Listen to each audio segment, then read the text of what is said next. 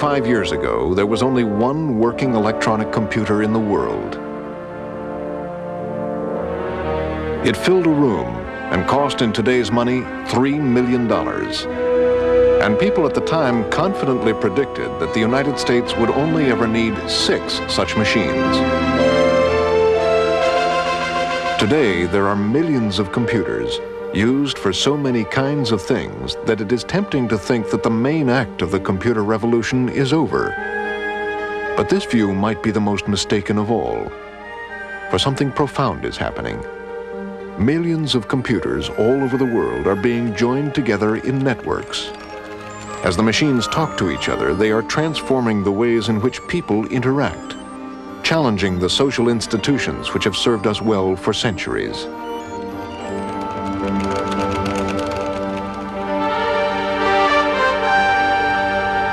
For hundreds of years, we have recorded and communicated our thoughts as marks on paper.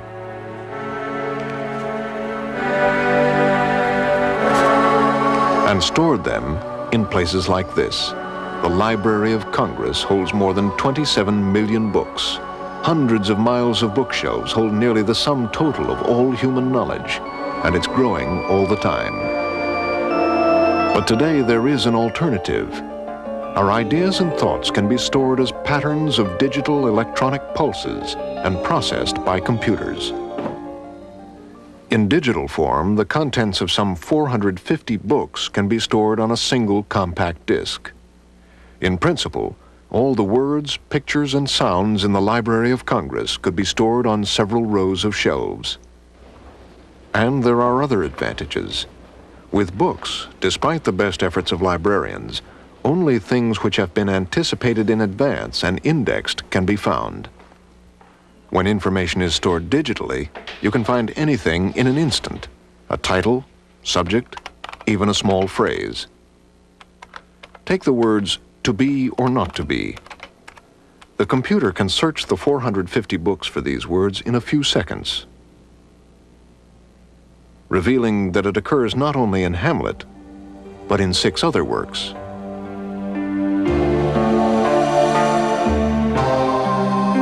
The computer can do this because it has taken the rich world we experience through our senses and reduced it to its most elemental form: patterns of digital pulses, which are really just a lot of zeros and ones. The world of the computer is digital. That is ones and zeros. And they're beautiful because they're perfect. They're always ones or zeros. There's nothing in between. The world around us is analog. It has all different values. It has when you look at me, you see all different colors and all different shades, and it's not ones and zeros. And so to take this world that we live in and put it in the computer, we have to change it into a digital world that the computer can understand and can store and process.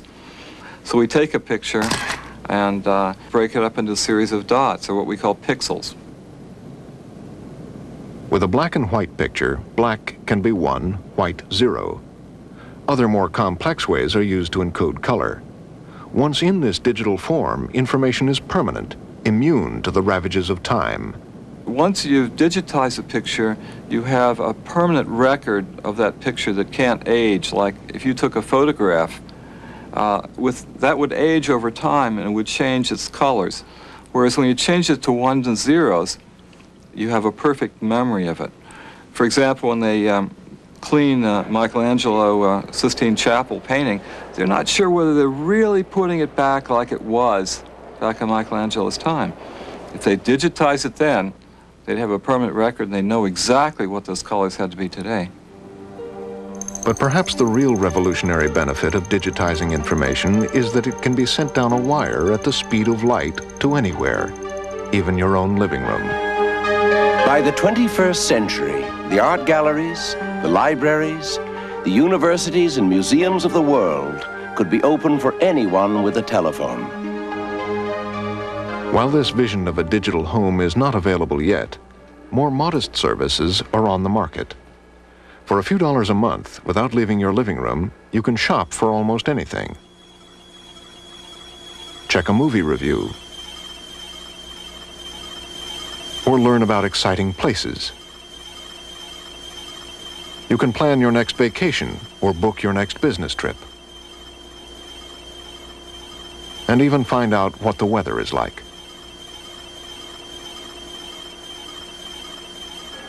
Nearly 2 million people use such services, which bring a world of information into your home. But you can, if you prefer, use the computer like Dave Hughes as a gateway to an electronic frontier.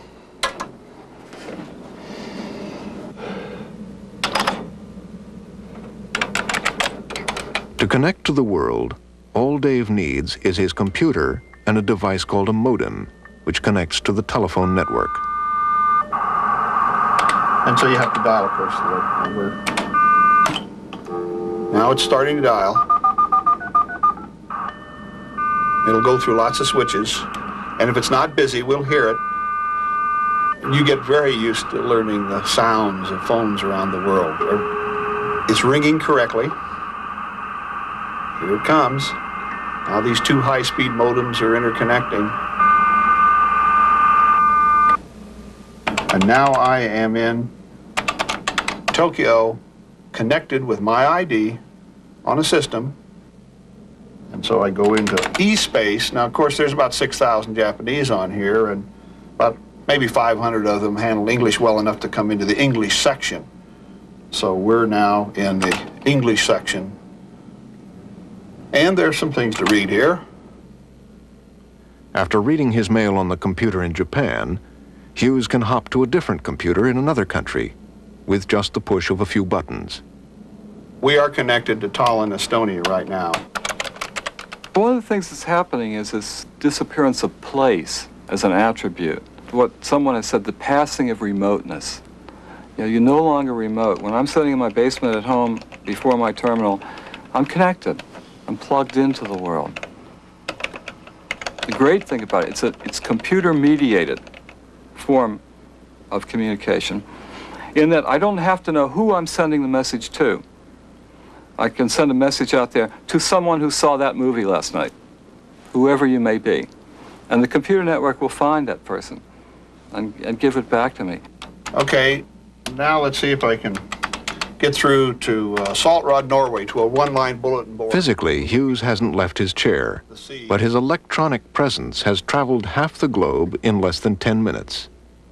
This ability to receive and communicate digital information at great distances has led to new forms of social interaction. Billions of dollars, pounds, and yen pass back and forth each day between the world's financial centers.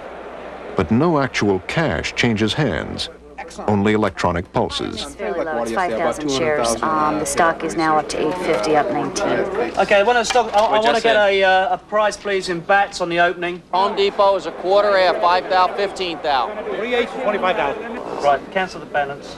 This financial trader is in London. Okay. You get that, Rich? Well, what'd you... Well, actually, in percentage terms, that's a little bit of a This move. one's in Boston. Yeah, okay. What'd you want to do? Although they are over 3,000 miles apart, linked by computer networks, they are part of a global financial community, Yeah. separated by space, Okay. but united by communication. It's amazing to me, having been doing this throughout the 80s and back into the 70s, that I can be sitting here and say the same thing. I am seeing exactly the same thing as someone in Paris, exactly the same thing as someone in London. There is no difference. I think that's amazing. I think that is absolutely amazing. When the New York Stock Exchange began 200 years ago, news of events in other parts of the world often took weeks to get to the traders. Messages could only travel as fast as the messenger. Today, the electronic markings inside the computer, which carry the news the traders need, can be sent down a wire at the speed of light. Gary. With their computers, traders are wired into the world. Distance is no longer an obstacle. I think that's it for Italy land. How are you getting on in Switzerland? Institutions like the New York Stock Exchange are still at the center of much of this activity. Hundreds of millions of shares of stock are traded here every day. The orders to buy and sell huge numbers of shares are placed with middlemen called brokers on the floor, and they come from traders around the world. Did we trade him? who speak a language all their own. On the sell side, Bobby, General Electric, it's going to open up. Everything's going to open up. That's fine. Take advantage of it. I got 100 for sale. Maybe do 20 if it's going to open nicely and then work the rest of the day. Have you got a report for us in ICI? I see they traded an 8th on the opening. They have traded higher. I don't know what your form is, but if we take the stock at 2, we get a turn on it. Well, do you want me to do it for you? I've got no book. I'll do what you like. Yeah, well, if you could take him, well, up for 100. On the Coda? The stock market, once buried under paperwork, can now handle as many trades in a day as it once did in a week. 3.85. But do buyers and sellers who communicate through wires have any need for middlemen? In fact, do they even need a stock exchange at all?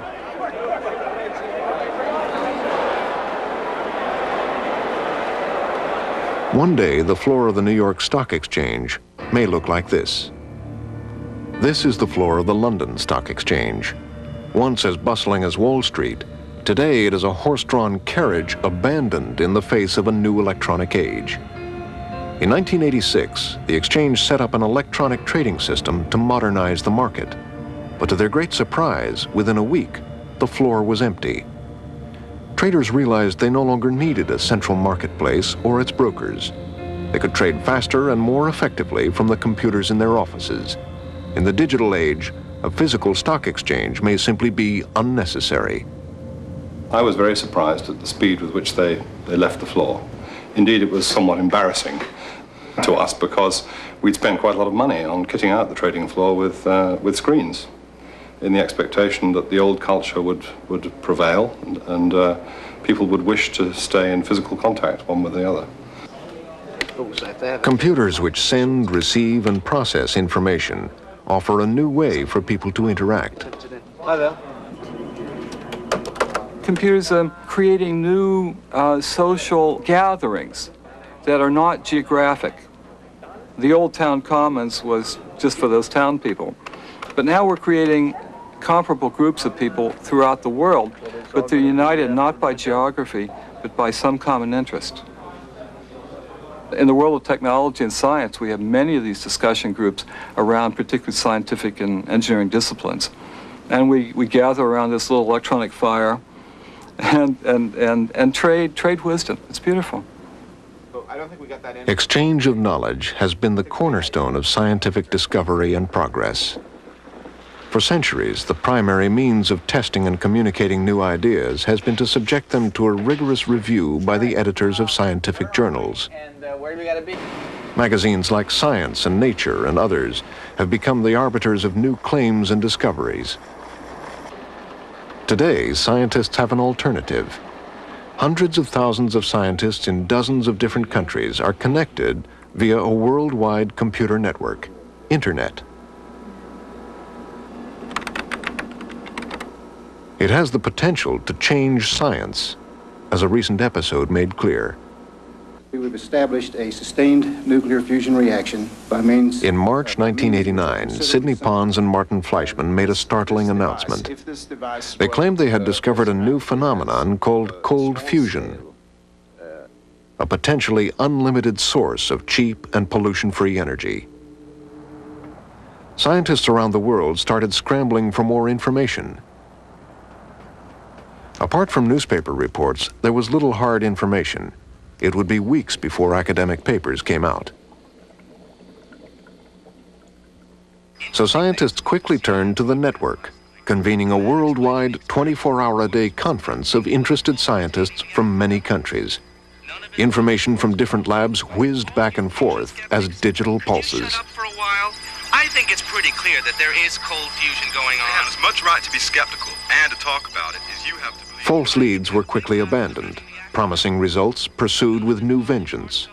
Something which, in a conventional journal, would have taken months to resolve, progressed very quickly. Unfortunately, in this case, into oblivion. Computer networks aren't just for scientists and financial traders. Increasingly, they are being woven into the fabric of everyday society. And in the case of one woman, computer networks have changed her life.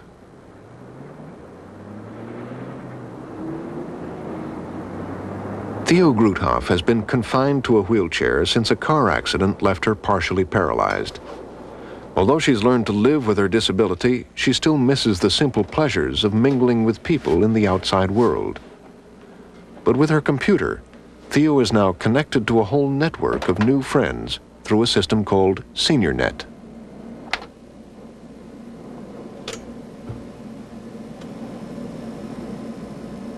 Started just 5 years ago, SeniorNet has become an electronic meeting place for more than 1,000 senior citizens scattered throughout the U.S. and Canada. I need people. I cannot do without them. So especially at the SeniorNet, I found people of my own age. I knew what they were talking about, and they know what I'm talking about. Colette, have you ever heard of or been to the New Jersey... Dear Joan, such a worthy cause. Inga, my lady, I have no bread machines. I was just trying to poke a little fun. Isn't it maddening that people think because the body is old and looks frail that the mind is too? The computer age has already come to enthusiasts, to scientists, and to financial traders. But all of our lives are touched by the new digital world. Whether we know it or not, we're all part of an electronic community, in the sense that very personal information about us is gathered in one place, in a credit agency, in a police agency, in medical records, and frequently pulled together in ways that we don't even know about. Nearly every person in this country has an electronic presence, a compilation of the electronic traces we leave behind. Whatever we think of computers, modern society depends on them. One of the great ironies in this is that we're supposed to be the freest country on the planet. And I think we are. But because of our technological sophistication in the field of information technology, we are probably the most dossiered people on the planet. Even in totalitarian states, they don't have the data wealth that exists here in the United States. You and I are counted and recorded and questioned and dossiered and filed, probably more than any people on Earth. Withdraw money from a bank, your name goes to 2 computers. Get a driver's license, 4 more computers can get information on you. Use a credit card, your name is sent to as many as 7 different computers. The information on your paycheck is sent to 3 different databases. Even if you're just sitting at home doing nothing, your name will pass through up to 50 different computers in a day. It all adds up to an incredibly detailed picture of your electronic alter ego, one over which you have little or no control. One of the consequences of having computer networks is that you can actually allow information to get polluted, and for the pollution to spread around, too. You can get wrong information in there. There's always wrong information in a database. It's almost impossible to prevent. And now you can get that wrong information transmitted around and shared, replicated, and acted upon. Before they electrocuted Mrs. Mabel Neville, she said these words for all to hear. Never Foreman Brown, a former Hollywood songwriter, is alive and well at age 90. You may adore it if you like the setting for it. Never, never buy a crystal cent. But 5 years ago, he was dead, or at least his electronic alter ego was. Here I was, 85 years old and semi-retired and living pretty contentedly, and suddenly these checks appeared. Department of Water and Power, and the mark deceased across my signature. And that was rather startling, And of course, naturally, I went to the bank immediately to see what was going on, and that started all the ruckus.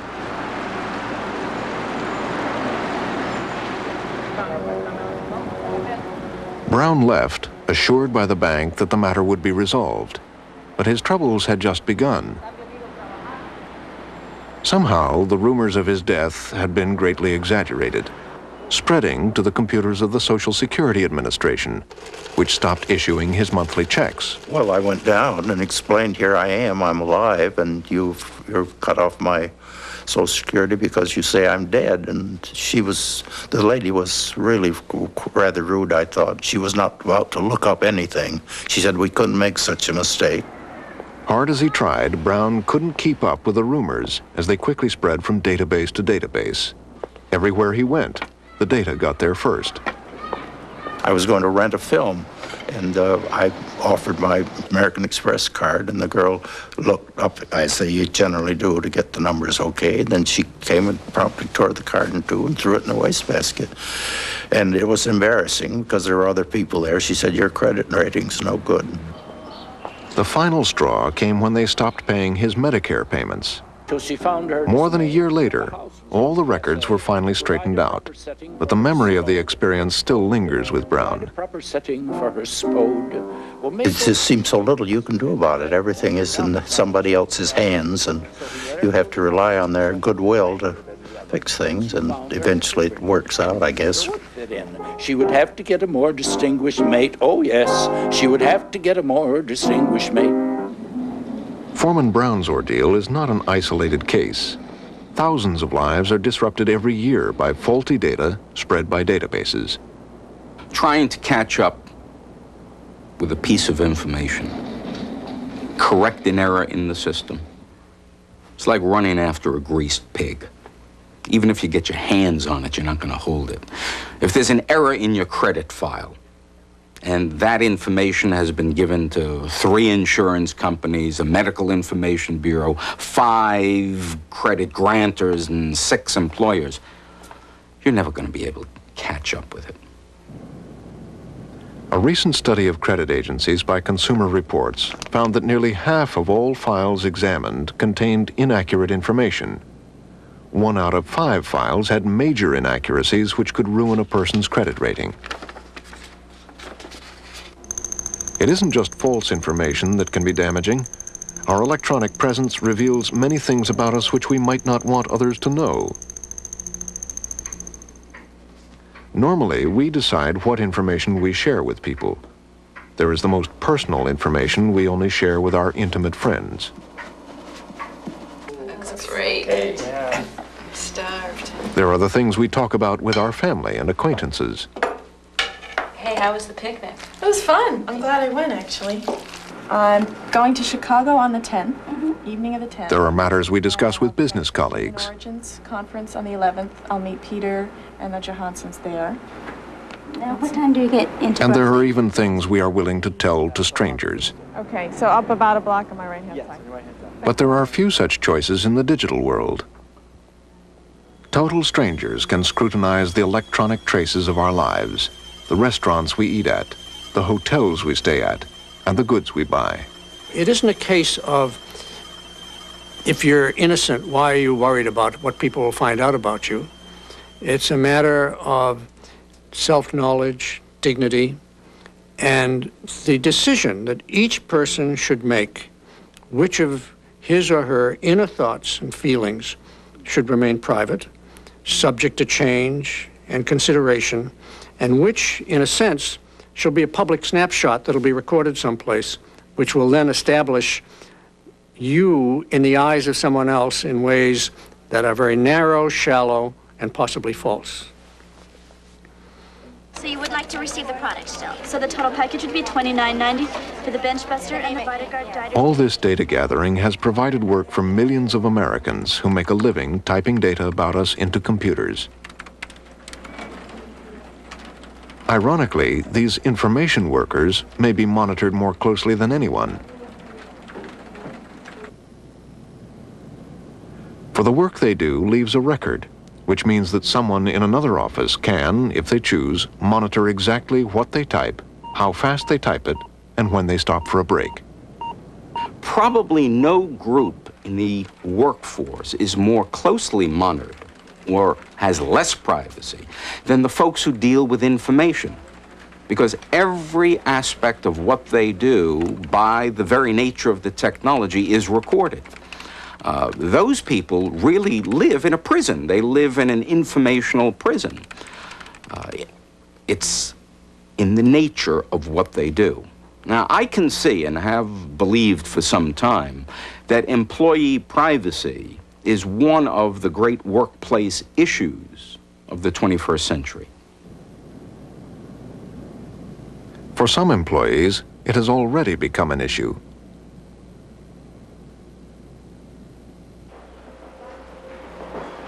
Harriet Topitzes claims she has been monitored for years by her employer, TWA.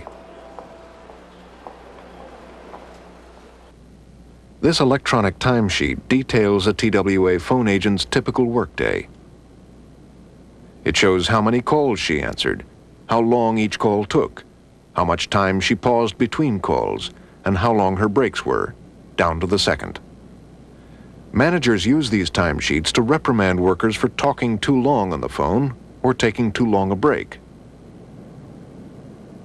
This is an electronic sweatshop where you have the sophistication of the computer and management demanding that you work harder and faster continuously. That round-trip airfare would be only $377. It's not a way that the human body can work. You break down, just like a machine breaks down. And that's the whole point here. They're trying to make robots of us. Not for the first time, a new technology has come into conflict with our social systems. Computer technology is changing at such an enormous rate. I mean, the technology is being overthrown about every 3 or 4 years. And social systems move much more slowly. So you get the computers moving like that and the social system just sort of creeping along. So there's always going to be a difference between the two. The greatest fear I have is that we become so comfortable with the technology, that we get so many benefits from the technology, that we are anesthetized by the technology. It may well be that we are just going to sleep, that we're just not caring or understanding enough to take that step back and say, wait, this is great stuff. These are wonderful machines. But let's keep it on the plus side. Let's make sure that we understand what the deleterious side effects are. Let's control the technology. Don't let the technology control us. 5/8 for 500 ITS. As the financial traders have discovered, controlling a new technology is no easy task. 6 hours, 335, that's 78, that's 82, I leave 1,800 shares. Empty orders. Connected by computer networks, traders all over the world anxiously await the opening bell of the New York Stock Exchange. In the frenzy that will follow, millions of dollars will be made or lost at the push of a button. Right, buy 30,000 from Richie. Make it go to 40,000, 50,000. A half 5/8, 2,000, what are you giving me? 1 second, my bid, my offer. Sell 10,000 Glaxo, 30 3/4. 31.4, Rich, 31.4. 64 1/4, please, for 12,500 ICI. 35 points on the upside. That's just the beginning. It's a half the orders, Depot. 1,000 more, trade the 5/8. A half the orders, 2,000, 10,000, HD. The stock market has always been a hectic place. Today, with computers and computer networks, the market moves so fast that traders can barely keep up. Interest and... Good evening. This is the CBS Evening News. Dan Rather reporting. On October 19th, 1987, things got completely out of hand. They're calling it the Monday Massacre, the worst drop in Wall Street history. Hour after hour today, wave after wave of selling hit the stock market. A selling panic, the professionals call it. By the closing bell, the Dow Jones Industrial Average was in the steepest fall in its 103-year history, down more than 500 points. Computers kicked off some selling programs. Many experts believe that computerized trading, so-called program trading, was partly to blame for this disaster.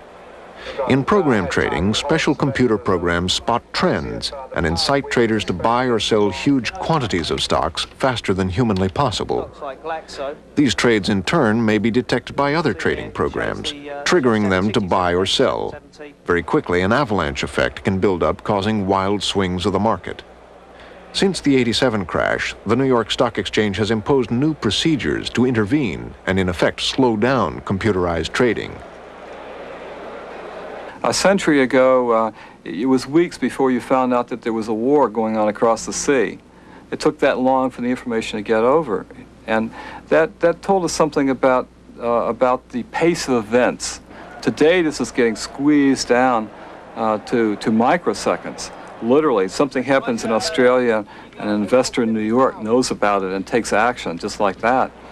We're getting so right now that we worry about the speed of light being a constraint on us. It takes 30 milliseconds to get a piece of information across the country. And we're worried, does this really make a difference that you're not going to find out about something until light gets there?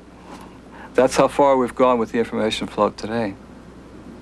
And the question is, are our social systems stable when you turn the gain up and collapse this information flow? And we don't know. These are some of the anxieties which are beginning to cloud the dream of a computerized society. This place may well be first to find out whether the dream is turning into a nightmare. It has started one of the largest social engineering experiments involving the most complete use of networked computing. This experiment is not in Japan, the USA, or Western Europe, but in Singapore. 10 years ago, few Singaporeans knew how to use a computer, let alone a computer network. At that time, the Singapore economy was built around heavy industry, steel and chemicals. Today, they have staked their future on information technology, IT as they call it. The government has ambitious plans to make Singapore a developed nation within a decade, to become a global business and communication center, managing not only manufacturing, but information as well. Our vision is to evolve Singapore into an information society. In fact, I should say, the vision of the country is to become a developed country by the end of the decade, where we will have meaningful and vibrant economic activities, with cultural activities, with high standard of living. And this vision that we have is providing a lot of excitement to various organizations. IT matters to us because we are working a very small and tight ship. We don't have millions of people to dispose of. We have relatively few digits, and every person must be performing to his maximum, which means that he must be supported by technology, by information, by networking. All over the island, work is done electronically through computer networks, be it business, medicine, or law. But this is only the start. In this room and others like it, an electronic alter ego is being developed for the entire island. In the past, information on Singapore only existed on land deeds or old maps, which were hard to find and harder to use. Now, Singapore is being digitized. Everything you want to know about Singapore is being gathered in a massive electronic database called the Land Data Hub. Everything about any particular building is there, how the power lines are connected, which phone lines it uses, which businesses are inside, and who owns them.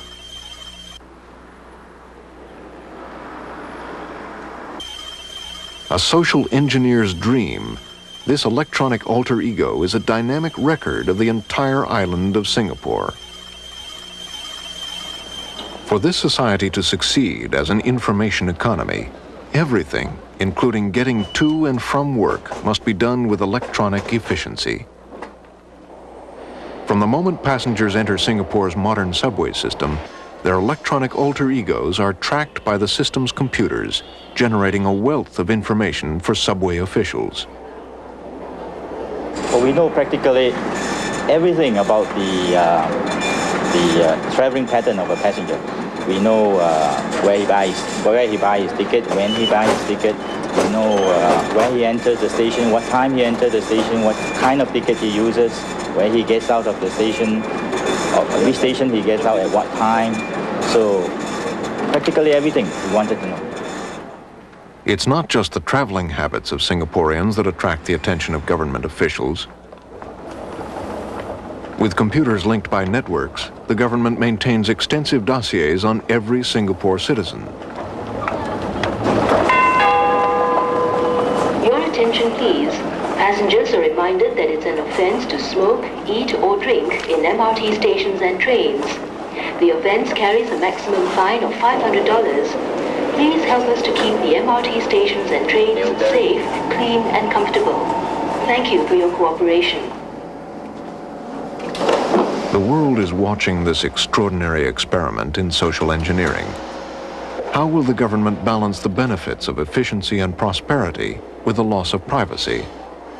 We've gone further than most other countries in the region in making use of information technology for a number of reasons. Firstly, we are small. So when we need to make a move, it's easy to get the whole country to be moving and pushing in that direction. Secondly, it's the way we are put together. We operate a system based on meritocracy and efficiency, and on getting things done as sensibly and with as little fuss as possible and as quickly as possible. We do quite a number of things which Western governments probably would hesitate to do, either because ideologically they feel they should not intrude on personal lives, or sometimes because they just don't have the time to do it because the next election is too close around the corner. But it is a different society, and we have to govern the way the population needs to be governed and the way the population accepts being governed. In Singapore, the government has seen that information is power. Whether they use that information to accelerate Singapore's development or to control its people remains to be seen. In other countries with different political traditions, the power of computer networks has been used as a tool for democracy. After Singapore, the next most networked country in the world is France. But that wasn't always the case. Allô, allô? Allô? Rappelez. Oh. 10 years ago, when France decided to modernize its antiquated phone system, they installed a national computer network, Minitel, which people could tap into from home. In 1983, there was only one service on the network, an electronic phone directory. Today, there are more than 12,000 services. Rendez-vous sur votre Minitel 3614 TVH. Minitel is everywhere, in homes, record stores. It's even at truck stops. Minitel has become an integral part of French society, just as the government hoped it would. But the government never expected that Minitel would be used against itself. In 1986, students around the country held a series of protests against a change in admissions policies at state universities.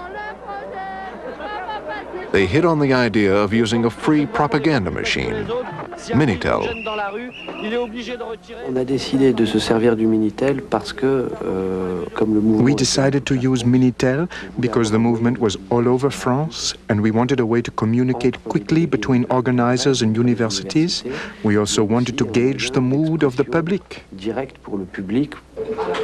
With the network, David Assouline and other leaders of the movement took their cause directly to the public, an instant publishing operation. In addition, they also used the network to organize various student groups around the country. Philippe, what happened yesterday at the protest? David, 1,000 people came, about twice as many as last week. The police were a bit rough, but no one was seriously hurt. Christine, what is happening in Marseille? The newspapers did a story on us yesterday. It was mostly sympathetic. We're planning a demonstration for next week. With such efficient coordination, the leaders built the movement into a massive rebellion in less than 2 weeks. In Paris alone, more than 1 million people marched through the streets. 4 days later, the government backed down and canceled its plans for reform. Before the students' triumph, few protesters had thought about using computer networks. Now, almost all large French protest movements, from labor strikes to political rallies, are organized by networking. In just 45 years, the descendants of this machine have permeated every aspect of our lives, be it politics, business, science, or just companionship. From Singapore to Paris, from Wall Street to the City of London, the future is digital. Whatever you feel about computers, there is no going back to a world without them.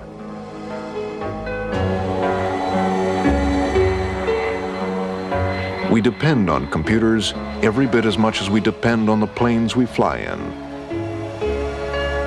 the roads we drive on, and the bridges we cross. All these things support our complex ways of life. The problem is that bridges are made of steel and mortar. Build it strong and it will stay up. But the computer's foundation is less tangible. Computers depend ultimately on software, which can contain millions of lines of code, all written by human beings. Programmers work the way medieval craftsmen built cathedrals, one stone at a time. There's no equivalent of industrial methods of production. We don't have the software equivalent of interchangeable parts. We don't have the equivalent in building software of the assembly line. It's all hand-worked. And that means you don't have the precision or the reliability to be able to safely say, well, having built this, we think it works according to the specifications. Instead, you have to exhaustively test it. And there are always particular combinations of circumstances that somehow have eluded the test plan. And this inability to thoroughly test software can prove disastrous. Take the case of the Therac radiation machine, a machine for treating cancers. The computer program which controls the machine had been thoroughly tested. The machine itself had operated safely thousands of times.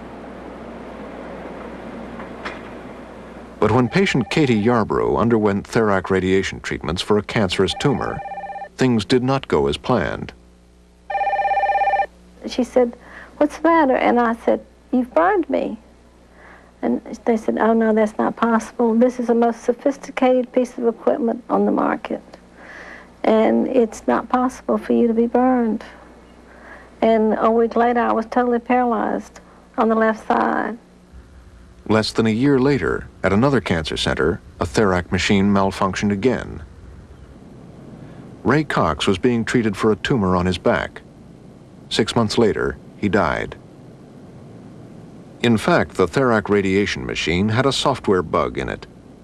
When the operator made a mistake setting doses and corrected it in a particular way, the machine ignored the change and emitted a powerful blast of radiation. Instead of a normal dose of 200 rads, Katie Yarbrough was hit with 20,000. Since the installation of new software and extra safeguards, the Therac 25 has been free of problems.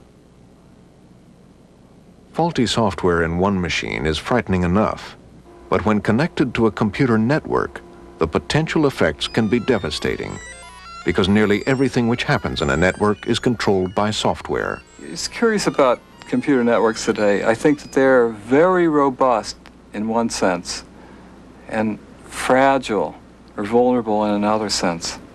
You can go out and physically damage networks, drop bombs on them, cut lines, and they still work. And yet they're vulnerable to little information damages. They're vulnerable to mistakes in computer programs that run them. Imagine a program that has 2 million lines of code that are the instructions that run it. It's guaranteed that they're not all right, that there have to be mistakes in that. It's beyond human possibility to make that entirely right. They're just waiting to happen. And on January 15th, 1990, happen it did. About 2:25 yesterday, Eastern Time, a software problem occurred in the network. Preliminary indications are that the trouble was in the signaling system spread rapidly throughout the network. The AT&T telephone system, which had run for 30 years without a major hitch, was crashing. Technicians watched in horror as line after line began to fail.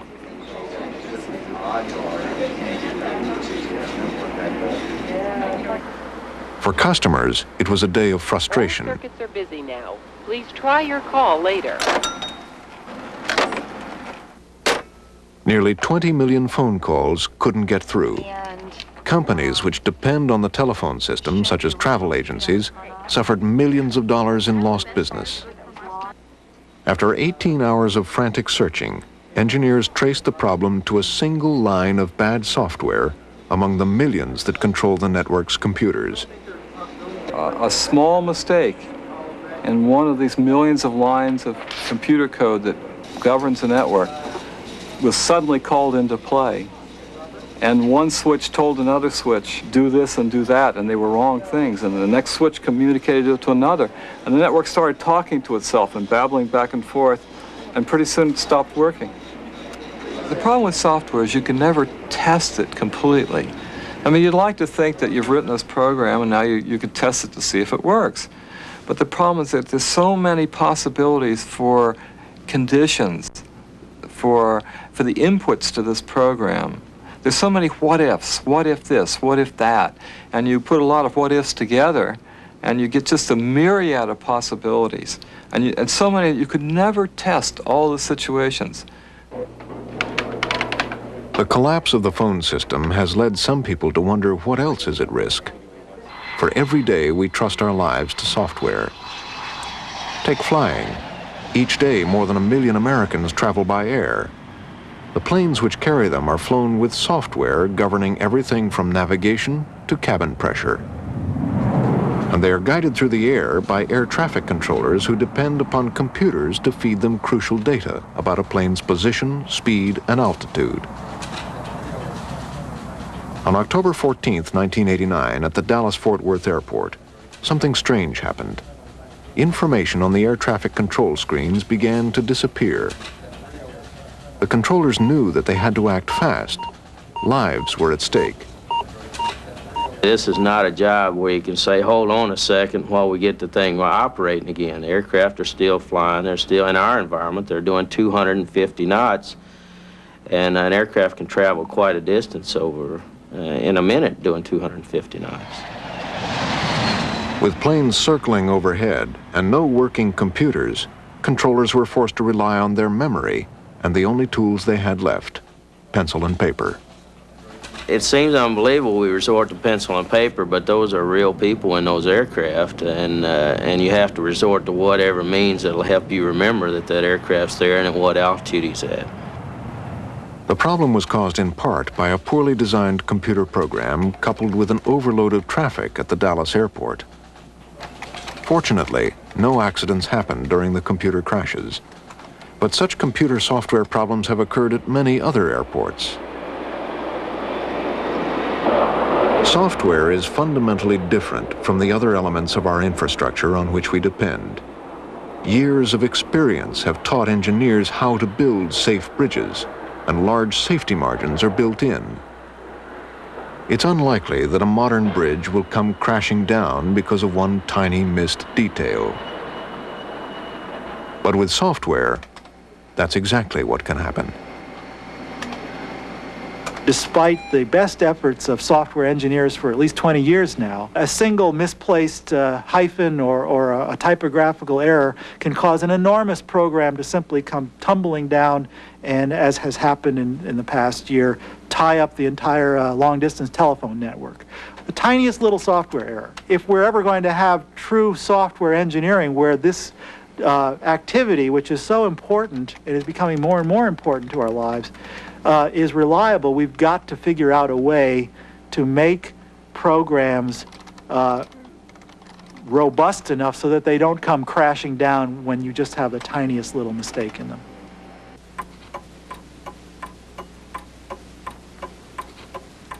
There is a remarkable irony. The story of the computer began 150 years ago because one man, Charles Babbage, was worried about the errors which human beings, called computers, made when calculating mathematical tables. Because engineers and navigators relied on these tables, mistakes could cause ships to get hopelessly lost or run aground. Babbage's analytical engine, the blueprint for the modern computer, was to be the answer, a machine which would not make mistakes. In time, the machine that Babbage dreamed of would indeed be built. It would compute numbers faster and more accurately than any human could, but it would also lead to things that Babbage could never have imagined.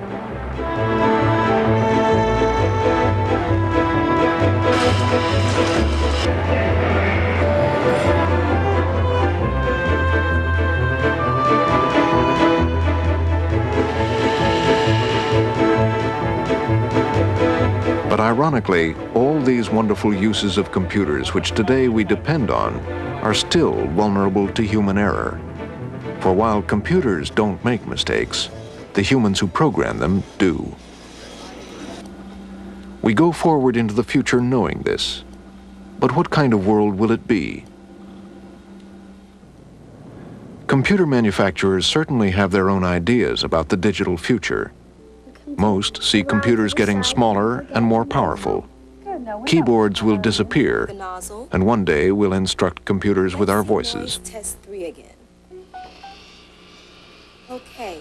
Some see a world where children bring small computers to school instead of books, and through them have access to a world of knowledge. And the cracks are called fissures. I knew that. What's it really look like? This is what a volcanic eruption looks like in real life.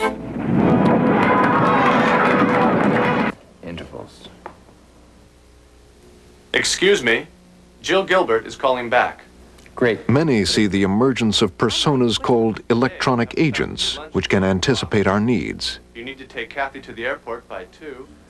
But all computer experts agree that communication will be a central element in the digital future. This is Mary. Oh, hi, Mary. It's Fred. Fred, where are you? Sorry. I went to get a notepad. I'll have to check. But these predictions may be as wrong as the remarks made in the late 1940s. Then people could only envision the world needing 6 computers. The computer is not a machine in the traditional sense. It is a new medium. Perhaps predicting the future of computers is as hard as it would have been to predict the consequences of the marks Sumerians made on clay 4,000 years ago. It's ironic when you look at the history of writing to find that it began as a very utilitarian method of helping people remember how much grain they had. And from those very humble utilitarian beginnings came poetry and literature and all the kinds of wonderful things that we associate with writing today. Now we bring ourselves up to the invention of the computer. Very same thing is happening. Invented for a very utilitarian, prosaic purpose of doing calculations, the kind of relieving the tedium and drudgery of cranking out numbers for insurance companies or something like that. And now we begin to see this huge culture that's grown up of people who are discovering all the things you can do by playing with the computer. We may see a time in the not too distant future when people will look at the computer's impact on society and they'll totally forget its humble beginnings as a calculating device, but rather as something that enriches their culture in undreamed of ways, just as literature and art is perceived today in this world.